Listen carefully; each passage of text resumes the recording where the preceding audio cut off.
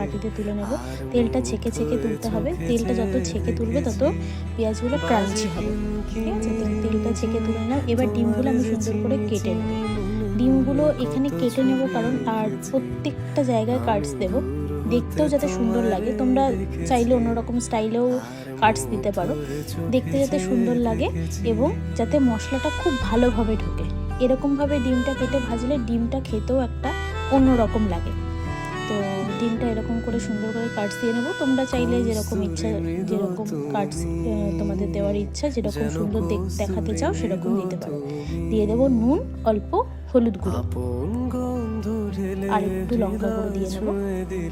নিয়ে ভালো করে ডিমটা মাখিয়ে আমি ওই বেরেস্তা ভাজা তেলে, ওই তেলের মধ্যে ডিমগুলো ফ্রাই করে নেবো।